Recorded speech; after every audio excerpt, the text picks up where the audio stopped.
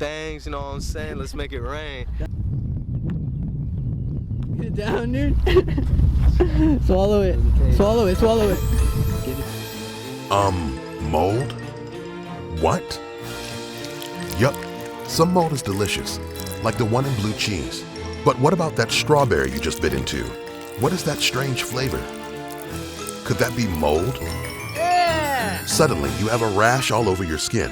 You feel nauseous. Your eyes flood with tears, and you can't breathe. Oh no, are you going to die? Not today, my friend. Here's how to survive eating mold. Just for some perspective, the first antibiotic, penicillin, comes from a mold. But most molds are not delicious or helpful. And those are the ones you need to watch out for. Mold is a microscopic fungus. It can grow in plant or animal products. It spreads fast, and you can identify it on some contaminated surfaces as dark green stains. But it could be much harder to spot on other things. Mold produces mycotoxins, a poisonous toxin that can cause many severe health effects in humans. And in some circumstances, it could be fatal. Mold is especially dangerous if your immune system doesn't work well or you have a respiratory disorder. But anyone can suffer mold poisoning. How can you prevent it? What are the symptoms of mold poisoning? What foods can it grow in?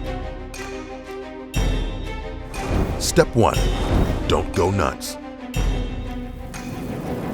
Aflatoxins are the most dangerous kinds of mycotoxins. They're cancer-causing, and they can grow in nuts, peanuts, corn, and cereals before and after harvesting.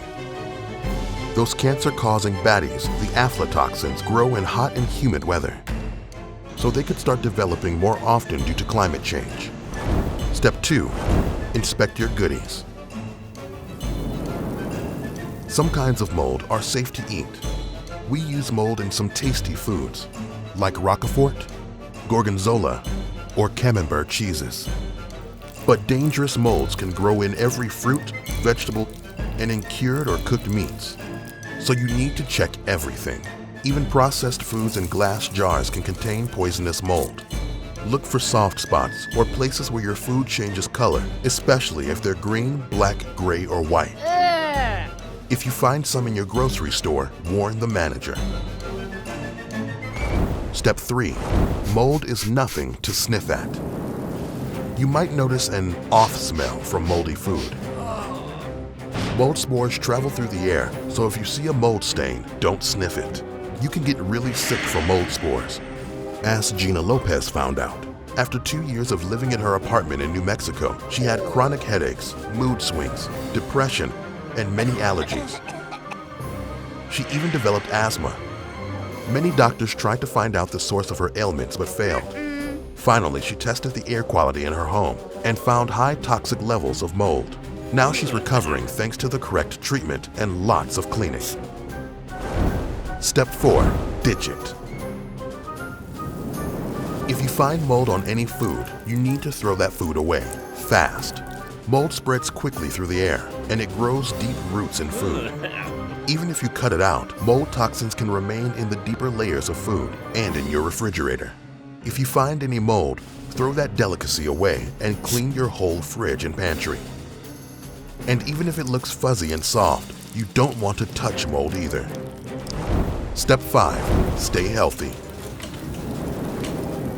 Okay, mold could be hazardous. But if you have a healthy immune system, you can survive it. Of the estimated 100,000 species of mold, only about 80 are considered harmful to humans. But you still don't want mold to trigger an asthma attack or other symptoms.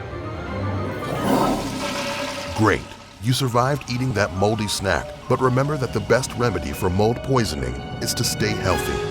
Consult your doctor if you feel sick. Self-medicating is dangerous, and it could lead to your body resisting antibiotics.